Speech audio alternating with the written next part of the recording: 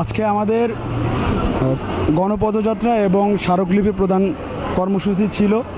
আমরা চট্টগ্রাম বিশ্ববিদ্যালয় থেকে ১৬ শহর স্টেশনে 10টায় জমায়েত হয়েছিলাম এবং ১৬ শহর থেকে মার্চ করতে করতে আমরা চট্টগ্রামের জেলা প্রশাসক মহোদয়ের কার্যালয় পর্যন্ত এসেছি।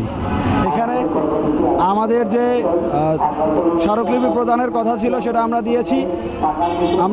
আমাদের স্মারকলিপিতে বলা ছিল যে আমাদের কোটা যেন আমাদের যে বৈষম্যমূলক কোটা আছে সেটা যেন সংস্কার করা হয়। এজন্য আমার রাষ্ট্রপতি বরাবর আমাদের যে স্মারকলিপি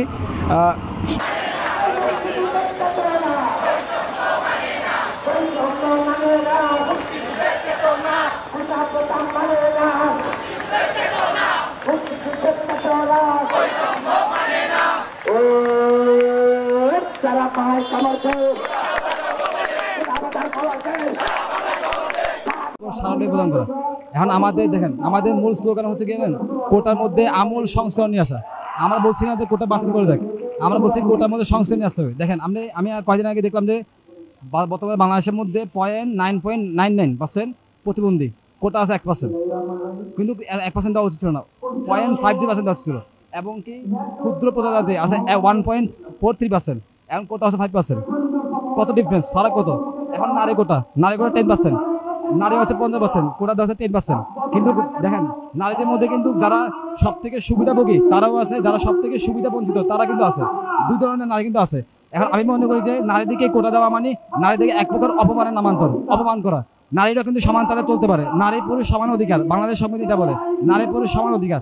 আর মুক্তিযুদ্ধ কোটা, স্বাধীনতা 52 বছর হয়ে গেল, আমি ইতিহাস 3 থেকে 4বার পড়েছি, স্বাধীনতার 52 বছর হয়ে গেল। এমনকি অনেক মুক্তিযোদ্ধার স্টেটমেন্ট সরাসরি আমি নিয়েছি, শুনেছি যে তারা স্টেটমেন্ট হচ্ছে তারা কোটার জন্য যুদ্ধ করে না, তাদের যুদ্ধ ছিল দেশের জন্য, দেশের মানুষের জন্য যুদ্ধ ছিল। এখন তারা দেখেন 52 গেল, 69 গেল, 70 গেল, গণঅভ্যুত্থান গেল, এবং আগরতলা ষড়যন্ত্র আন্দোলন গেল, সবগুলোর মধ্যে ছাত্রদের অবস্থানটা সব থেকে বেশি।